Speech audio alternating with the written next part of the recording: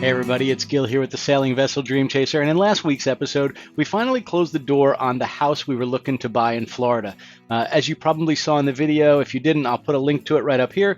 We had the inspection. It uncovered some things that we just thought were a little bit too big to want to move forward with, so we actually rescinded that offer due to the inspection, and the search kind of continues.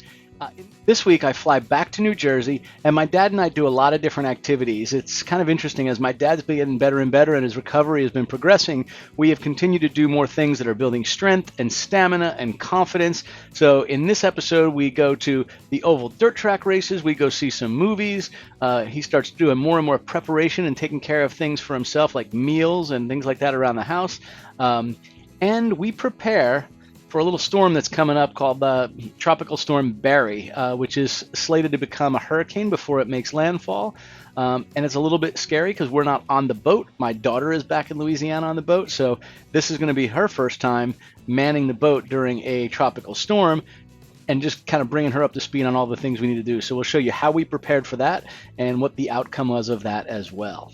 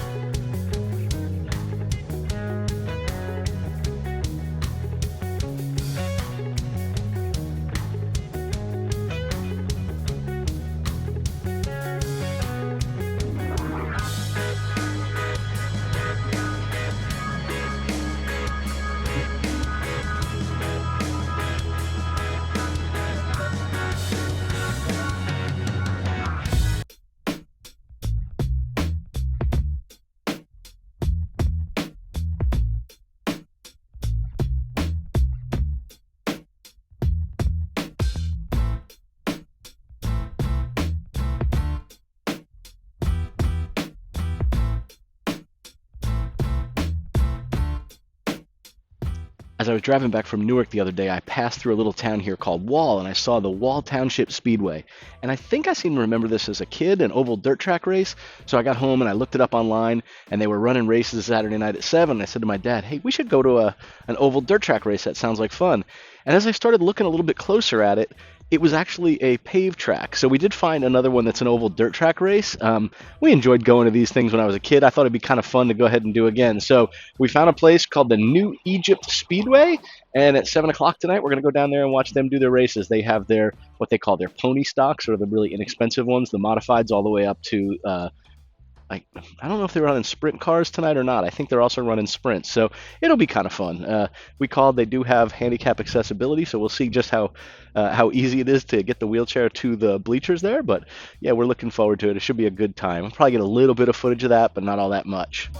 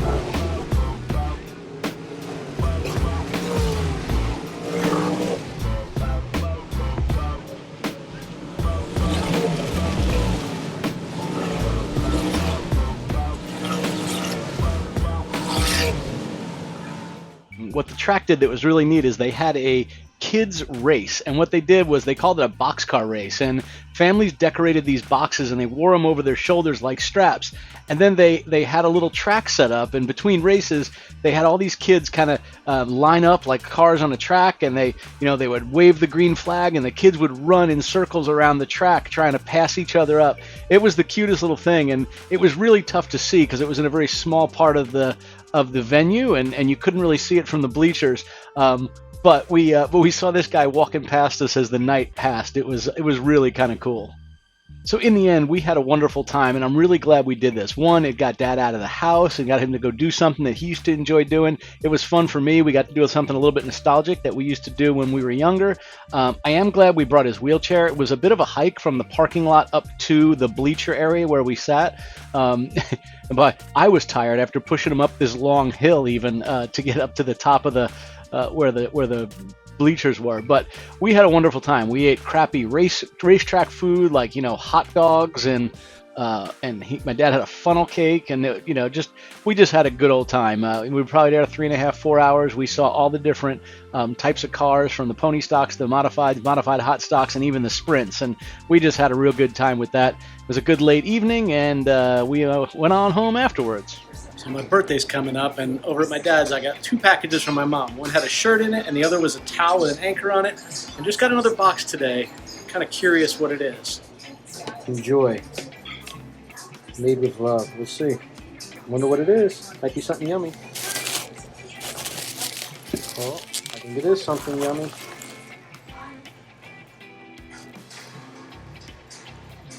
Grape jelly?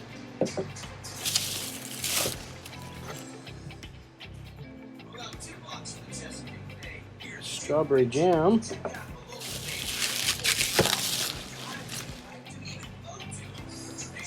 Plum jelly. My God. Oh wait, and another one.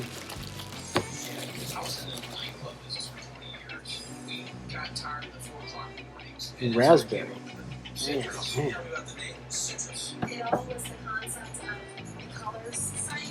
The first jelly we opened was great, and it was phenomenal. Thanks, Mama Jama. I really appreciate it. The other day when I landed back in Newark, on the drive back to my dad's house, I go somewhat past the town where my aunt lives. So I decided to stop back by the farm again, and this time I was going to get some fresh peaches. They were in season. I saw a post on their Facebook page that they had fresh Jersey peaches ready and in stock at the farm market. So we went by there, and I picked up some peaches to make a recipe from my dad's side of the family. And y'all gonna think this is crazy. They're peach dumplings. They are phenomenal. I'd like to say I made them. I really wanted to try making them, but I got everything ready, and my dad actually prepared them and made them while I was working. But this would seem like a dessert item, probably to a lot of people that are going to watch this, but essentially it's a peach inside of dough, and then it's boiled up, so it's like a giant dumpling with a whole peach inside of it. We grew up on these as kids. We would have it from time to time, and it was such a big treat. It's I don't know, it's like having dessert for dinner. It tastes wonderful, and it was very nostalgic for me to have, and frankly, I miss these. We're going to have to make them at least once a year or something now, and I'd like to do that for the grandkids too. Let me kind of show you what they look like. Tonight, Dad made peach dumplings. Look at that.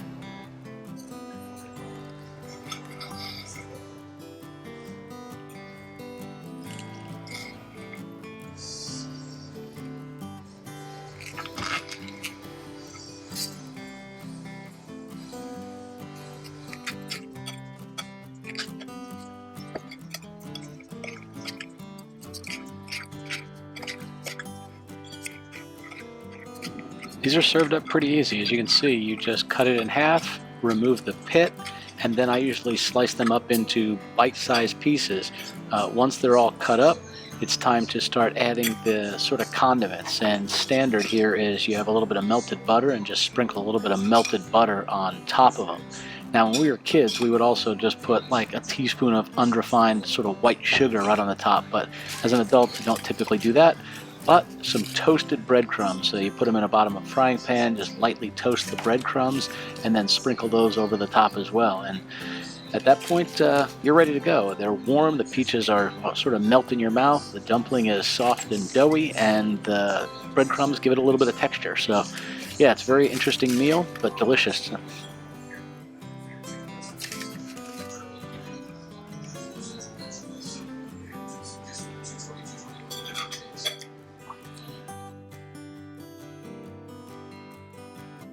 With me being in New Jersey going to oval dirt track races and munching down on peach dumplings, Deb's busy in Florida continuing the house search given that the last one didn't work out, so she's got the girls there with her, and now we're preparing for Hurricane Barry. It's formed down in the Gulf of Mexico. It's just a tropical depression, but all indications are it's likely going to form into a hurricane, probably a low-strength hurricane, but it's pretty nerve-wracking not being there on the boat or there to prep the boat. So this is what we're dealing with over there.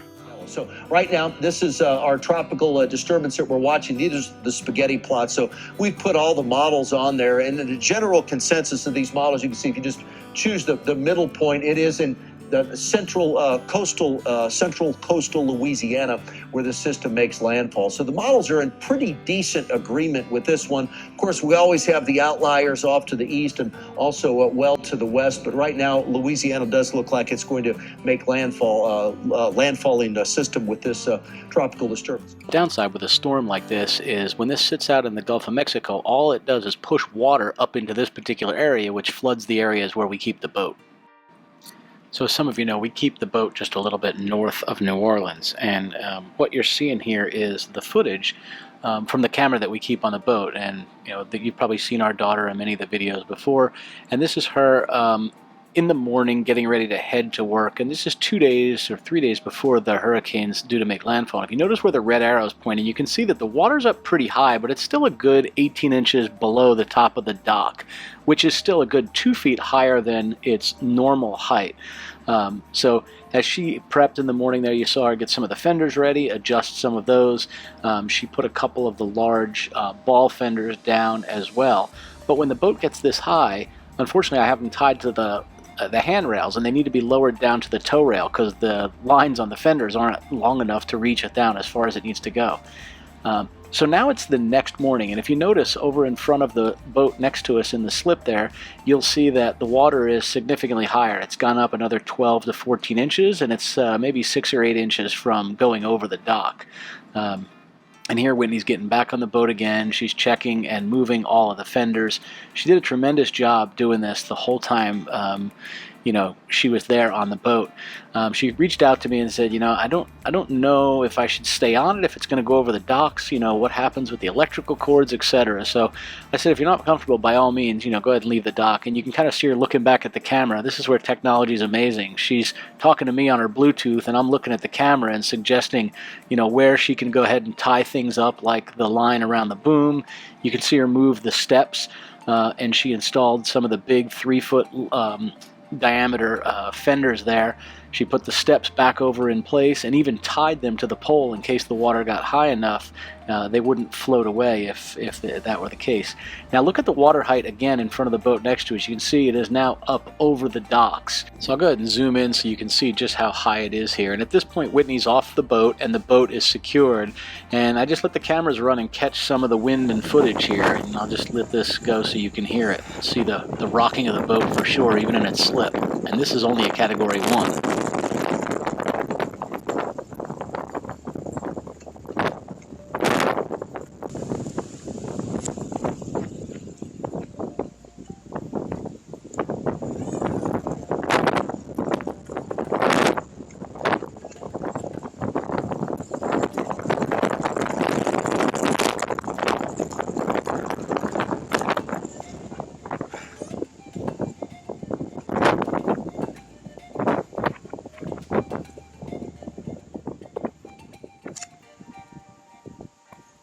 It doesn't quite capture it, but I zoomed in here just so you could see the tops of these trees whipping around pretty good. And this happened kind of through about a 24 to 36 hour period.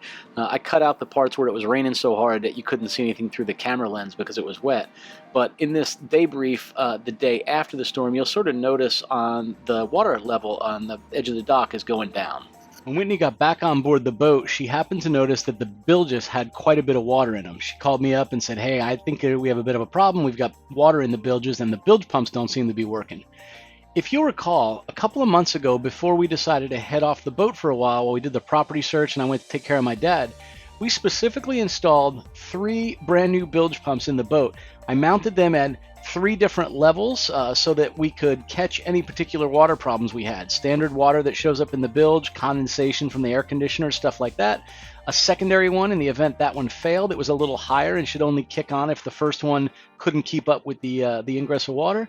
And then I put in a big giant 4,700 gallon an hour pump that was about 4 to 5 inches deeper, higher up than the others. And the only reason that should ever kick on is if, God forbid, there was water coming in at a rate that the other pumps couldn't keep up with, or both other pumps failed. And I specifically chose that size because the output of that was what I expect would be sufficient to take care of a 1.5 inch hole, or 1.5 inch hose that might break. And that was the reason why I put that third one in. So oddly enough, when she called and said none of them are working, I started thinking, okay, I have a battery problem, I have a 12-volt electrical system problem, something else is going on. And in this, I'll show you how we went about troubleshooting it with frankly somebody who is ready, willing, and able to do work on the boat, but doesn't have the electrical skills necessary to do the troubleshooting. So technology is truly amazing, and I'll show you how we were able to do that remotely in this part of the episode. There is a small terminal block on the far side of that opening. You see where those wires go up right up there? Yeah, I think it goes up and down. Is there another block that looks like it goes up and downward? So, sorry, stand next to the sink. Yeah, that's fine. If you can get there, it might be easier. All right, now if you look to the right, so you see where those wires, there's wires that come up from down by the water and they go up into that little block right there, correct? You can probably take my meter, set it on the ground, on the floor right by the opening, and the leads will be long enough for you to reach in and touch the two spots where those wires connect. Don't do it yet, as I'm going to tell you how to do it. I stripped about 2 feet of the white outer coating off, or a foot, let's say, and then there should be, coming out of that skin, you should see 2 wires that are both about the same size, one red, one black. Do you? That V on the upper right-hand side, it's got a straight line and a dotted line, right? Okay, turn it on the 20 up on the top, where it says 200M, 220, 200, 1000. Set the dial to that 20, yep. It means there's not power going to that spot. And both of those little silver switches are in the up position, correct? Grabbing a screwdriver and loosening up where that single red wire goes in, right? And here, look up at me a minute. The way it works is there's like a screw, and then this little prong goes around it like this. And when you loosen the screw, you can kind of slide this little thing out like that, okay? So you could loosen it, pull that little piece out, then tighten this back up, and then just take that wire and touch it to the end of the screw where there's power. All I want to do is see if when you do that, the big pump kicks on down there. If the big pump kicks on, literally all you'd have to do is hold it in place for like 30 seconds and it'll pump out that whole bilge. Maybe not 30 seconds, maybe a minute.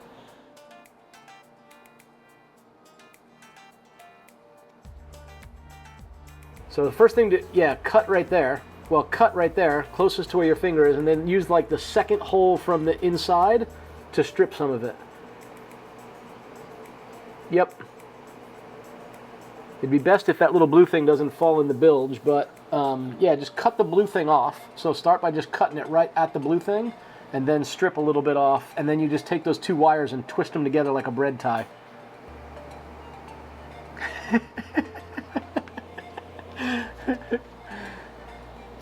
Boobs or belly, it's a problem, isn't it? For me it's belly, for you it's boobs.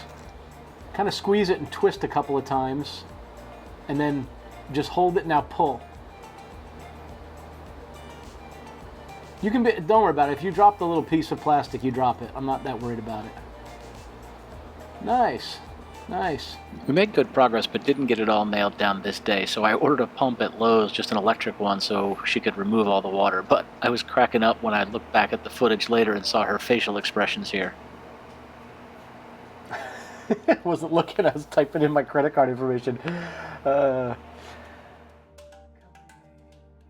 Whitney, while we may not have it all figured out and it isn't all working perfectly right now, I do truly promote you from Swab to Bosun. You've earned it, girl, and I really appreciate all of your help, especially the climbing down in the bilge, in the deep water, in the muck, trying to figure out what was going on. I know it wasn't pleasant, and when we had to turn power off to do that, and you still did it in a hot and sweaty boat with a flashlight in your teeth and FaceTime video conferencing on your cell phone hung over the side of the opening so I could see what was going on, you're a trooper, and I really do thank you for that. Thank you for kind of protecting our investment and everything else. So with that, I bid you a proud promotion to Bosun. Hey, Swab. Come here. Listen up. Now, the way it works shipbound is, you do your job. You do it good, you get a better job. Maybe you get it promoted from Swab to mate. Alright? Now get on. See, kind of an incentive kind of deal there. Well, thanks everybody for watching. I hope you enjoyed this week's video, and we'll see you next week as we continue the home search in Florida. And I think I'm finally going home after 4 months at my dad's. I'm heading back to the family, and I cannot wait.